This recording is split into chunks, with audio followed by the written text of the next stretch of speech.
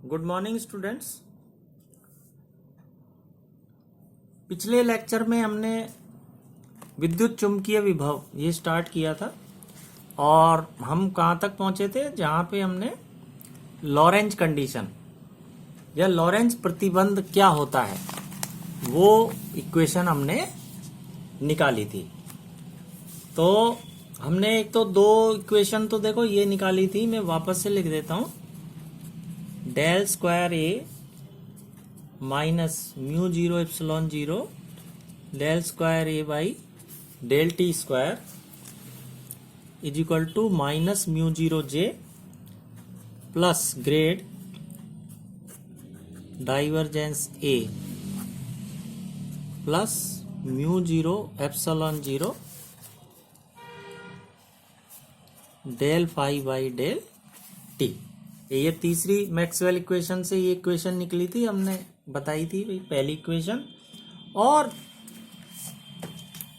चौथी Maxwell equation से हमने निकाली थी del square phi minus mu zero epsilon zero del square phi by del t square minus rho upon epsilon zero minus del by del t और bracket में divergence A plus mu zero epsilon zero del phi by del t. ये दूसरी equation थी। तो इसमें हम देखते हैं कि ए और फाई है ना, स्केलर और वेक्टर पोटेंशियल दोनों इसमें युग्मित हैं, कपल्ड हैं। इसी तरह इस इक्वेशन में भी हैं। और इनको डीकपल करने के लिए हमने क्या था, लॉरेंज कंडीशन लगाई, क्योंकि ए और फाई क्योंकि स्वेच्छ राशियां हैं तो इनके मान हम इस तरह चुन सकते हैं कि ये इस इक्वेशन को या प्रतिबंध को सेटिस्फाई करें।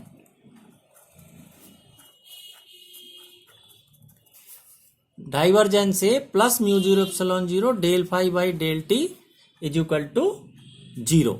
और ये क्या कहलाता है, ये लॉरेंज प्रतिबंध या लॉरेंज कंडीशन कहलाती है। Lorenz condition mu zero epsilon zero one upon c square होता है, इसको ऐसे भी लिख सकते हैं divergence A plus one upon c square del phi by del t is equal to zero. तो लॉरेंज कंडीशन को ऐसे भी लिख सकते हैं, बिकॉज सी जो है वो क्या होता है, one upon under root mu zero epsilon zero. अब अगर हम लॉरेंज कंडीशन, ये मान लो तीसरी इक्वेशन है, ये लॉरेंज कंडीशन अगर इक्वेशन 1 और 2 में लगाएं तो देखो ये जीरो हो जाएगा, क्योंकि divergence A plus mu zero epsilon zero del phi by del t equal to zero. इसी तरह इसकी ये टर्म जीरो हो जाएगी इक्वेशन 1 की, 2 की ये हो जाएगी। तो ये दोनों इक्वेशन किस में रिड्यूस हो जाएंगी, लॉरेंज कंडीशन लगाने पर। पहली इक्वेशन तो हो जाएगी del square A minus mu zero epsilon zero del square A by del t square is equal to minus mu zero J. और दूसरी इक्वेशन ये क्या हो जाएगी, del square phi minus mu zero epsilon zero del square phi by del t square is equal to minus rho upon epsilon zero.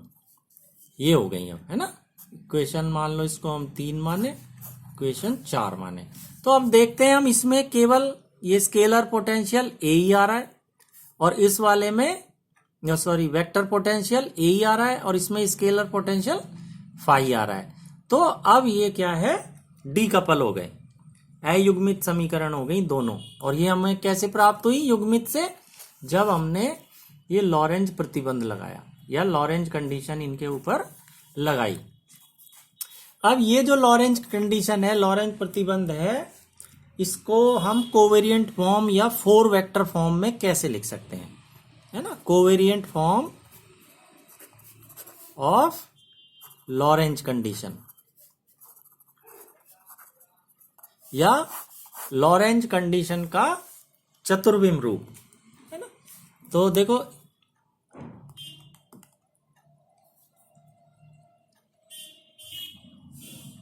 ये लें हम, तो ये है divergence A plus 1/c² del phi by del t is equal to 0। सबसे पहले हमने ये प्रतिबंध लिख दिया। अब इसको हम घटक रूप में लिखें। इसको किस रूप में लिखें हम? घटक रूप में लिखें।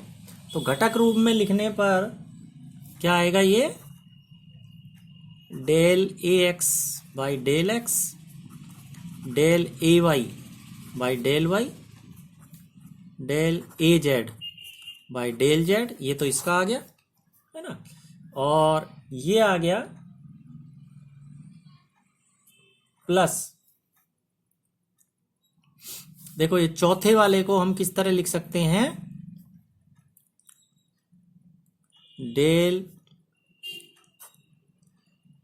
फाई बाई सी और डेल सी टी। देखो ये वही हो गया कि यहाँ पे क्या था 1/c², तो ये आ गया। देखो ये सी भी यहाँ भी नीचे है और ये भी नीचे है, तो ये 1/c² हो गया। और ये फाई तो ऊपर था ही एज इट इज है, टी भी नीचे ही है। अब इसमें ऊपर आई से और दोनों ऊपर नीचे मल्टीप्लाई कर दें, तो ये आ गया del i phi by c और ये आ गया del i c t, this is equal to 0। अब हम इसको कैसे लिख दें अपन? टेंसर नोटेशन में अगर हम इसको लिखें तो देखो ये ax को हम लिख सकते हैं a1 और x तो होता ही है x1, ay को लिख सकते हैं a2 और y हो गया x2, az हो गया a3 और z होता है x3 plus i phi by c, इसको इसी रनिंग में जैसे a1 a2 a3 इसको हम लिख देते हैं a4 और आई सी टी तो x4 होता ही है, del x4 is equal to 0 है ना। यहाँ पे हमने आई फाई बाई सी इसको क्या लिया है? a4, इसको हमने a4 से रिप्रेजेंट किया है। तो इसको अब अगर हम संयुक्त रूप में लिख दें तो क्या आएगा? Del A mu by del x mu is equal to 0, जहां पे म्यू बराबर क्या है? 1 2 3 और 4, इसमें रखते जाएंगे तो ये चारों आ जाएंगे। तो ये जो है ये लॉरेंज प्रतिबंध का कोवेरिएंट फॉर्म या सहचर रूप कहलाता है। ठीक है, इसमें जो ये राशि ए म्यू है ना, ए म्यू, इसके 4 घटक हैं a1 a2 a3 a4 है ना, a1 a2 a3 और a4, और a4 क्या है? आई फाई बाई सी, या इसको हम तीनों को एक साथ लिखें तो a वेक्टर से लिख दें और चौथा हो गया आई फाई बाई सी। तो a म्यू इसके 4 घटक ये होते हैं a1 a2 a3 और चौथा होता है आई फाई बाई सी। तो इसमें वेक्टर पोटेंशियल भी है और स्केलर पोटेंशियल भी है। तो ये जो a म्यू है ये क्या कहलाता है? 4 पोटेंशियल, चतुर्विम विभव सदिश, 4 पोटेंशियल वेक्टर, चतुर्विम विभव सदिश। इसके 4 घटक ये होते हैं a1 a2 a3 और आई फाई बाई सी। ठीक है, तो हमने देखा कि किस तरह हम लॉरेंज कंडीशन को डिराइव कर सकते हैं। ये तो पिछले लेक्चर में हमने देखा था, ये निकाली थी है ना लॉरेंज कंडीशन, और फिर इसका चतुर्विम रूप। तो चतुर्विम रूप हम इस तरह से लिख सकते हैं। अब हमने ये जो अयुग्मित समीकरण 1 और 2 लॉरेंज कंडीशन लगा के प्राप्त की थी, इक्वेशन 3 और 4, इनको भी हम कोवेरिएंट फॉर्म में व्यक्त कर सकते हैं है ना। इनको व्यक्त करने के लिए हम इनको पहले घटक रूप में लिखें, इक्वेशन 3 को भी कंपोनेंट फॉर्म में लिखें और इक्वेशन 4 को भी हम क्या करें? कंपोनेंट के फॉर्म में लिखें। तो देखो इसको अगर हम लिखें इक्वेशन 3 को घटक रूप में लिखें तो ये क्या हो जाएगा, del square upon del x square plus del square upon del y square, del square upon del z square. ये तीनों आ गए इसमें, है ना। और इन दोनों में देखो ए को हम बाहर ले सकते हैं, कॉमन है। अब minus mu zero epsilon zero, ये क्या होगा, माइनस 1 अपॉन सी स्क्वायर और डेल स्क्वायर बाई डेल ये टी स्क्वायर। और बाहर क्या आ गया, ये ए वेक्टर क्या हो गया हमारे पास, ये हमने बाहर ले लिया। तो ये इक्वेशन 3 से अगर हम इक्वेशन 3 को कंपोनेंट फॉर्म में लिखें तो ये आएगा। और दिस इज इक्वल टू क्या है, माइनस म्यू जीरो जी। इसको हमने खोल के लिख लिया है। इक्वेशन 3 ये जो है इसको हमने इस तरह से खोल के लिख लिया, तो ये हमारे पास ये आ गया।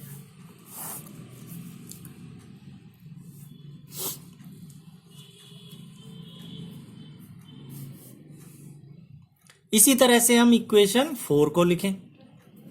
इक्वेशन 4 को हम लिखें तो इक्वेशन 4 देखो क्या है, इसमें डेल स्क्वायर फाई है ना, ए की जगह फाई है, इतना ही फर्क है। और राइट हैंड साइड में minus rho upon epsilon zero है। तो देखो ये तो एज इट इज आ गया।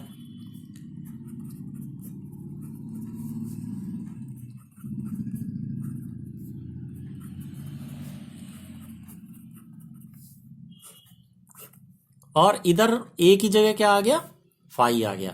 लेकिन राइट हैंड साइड में क्या है, minus rho upon epsilon zero. अब ए म्यू के 3 घटक तो यहां हो गए, A1 A2 A3। ये हमको चौथा घटक चाहिए, तो हम क्या करेंगे, चौथा घटक क्या होता है, आई फाई बाई सी। ये होता है आई फाई बाई सी, है ना, ये रहा आई फाई बाई सी। तो हम क्या करें, दोनों तरफ आई बाई सी से मल्टीप्लाई कर दें।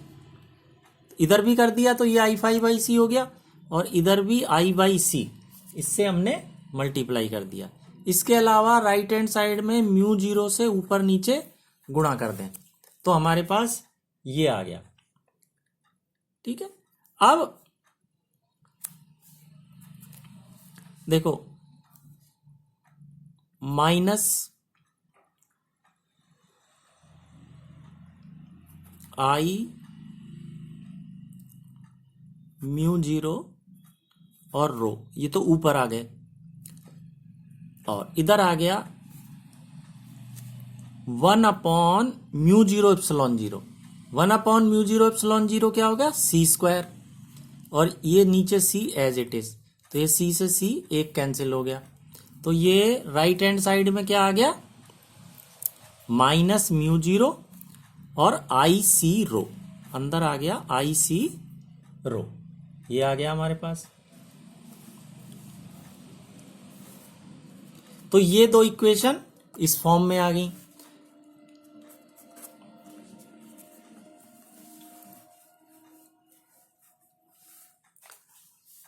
अब इन दोनों को एक साथ लिखने पर, इस इक्वेशन को और इस इक्वेशन को अगर हम एक साथ लिखें तो क्या आएगा, डेल स्क्वायर, ये तो कॉमन है, by del x square, del square by del y square, del square by del z square, है ना, ये दोनों में ये भी कॉमन है। और इसको हम लिख सकते हैं देखो इस तरह से, plus del square upon del i c t square, ऐसे लिख सकते हैं। क्योंकि इसको अगर खोलेंगे आई सी टी इसका स्क्वायर कहेंगे, आई स्क्वायर उससे तो ये माइनस आ जाएगा, और सी स्क्वायर टी स्क्वायर नीचे है ही, तो इसको हम इस तरह से लिख सकते हैं, है ना। और कंबाइन करने पर ये साथ आ गए दोनों, ए आई फाई बाई सी। और राइट हैंड साइड में mu zero minus mu zero इधर भी है इधर भी है, तो माइनस म्यू जीरो तो कॉमन आ गया, और अंदर आ गया इधर से तो जे और आई सी रो इधर से आ गया। तो ये इक्वेशन हमारे पास आ गई। ये आ गया del by del x1 square, x होता है x1, x2 square, x3 square, है ना, प्लस ये क्या होता है ICT x4, तो del square by del x4 square. ठीक, ये क्या है, ये देखो ए म्यू है, फोर पोटेंशियल वेक्टर, तो इसको हम लिख सकते हैं A mu is equal to minus mu zero. और ये अगर आपको ध्यान हो तो क्या होता है, चतुर्विम धारा घनत्व सदिश, उसके ये घटक हैं J1 J2 J3, और चौथा होता है IC रो, इसको हम रिप्रेजेंट करते हैं J म्यू से। तो ये आ गया हमारे पास। ये क्या है, डी एलम्बर्ट संकारक, यानी इसको हम इस तरह लिख सकते हैं, ऐसे लिख दें पहले तो, sigma mu is equal to 1 to 4 del square upon del x mu square, है ना, A mu is equal to minus mu zero J mu, क्योंकि इसको खोलेंगे तो यही आ जाएगा, del square by del x1 square, x2 square, x3 square, x4 square. इसको डेल एलम्बर्ट स्क्वायर को किस तरह व्यक्त करते हैं, इस तरह से, डेल स्क्वायर ए म्यू ये आ गया is equal to minus mu zero J mu. तो ये जो है, ये समीकरण del square A mu is equal to minus mu zero J mu, ये डी एलम्बर्ट समीकरण कहलाती है। क्या कहलाती है, डी एलम्बर्ट इक्वेशन ये कहलाती है। ये इसको हम मैक्सवेल समीकरण का सहचर रूप भी कहते हैं, tensor form of Maxwell equation, ये भी हम इसको कहते हैं, क्योंकि ये मैक्सवेल इक्वेशन से ही हमने प्राप्त की है। ठीक है, तो कई बार डी एलम्बर्ट समीकरण भी निकलवाई जाती है, तो इस तरह से हम ये निकाल सकते हैं। ये देखो किस किस को कनेक्ट कर रही है, 4 पोटेंशियल ए म्यू और 4 करंट डेंसिटी वेक्टर जे म्यू, इन दोनों को ये कनेक्ट करती है। और ये जो डेल स्क्वायर है, जिसकी वैल्यू क्या होती है, sigma mu equal to 1 to 4 del square by del x mu square, ये कहलाता है डी एलम्बर्ट संकारक। This is known as d'Alembert operator, ये कहलाता है। Have a nice day.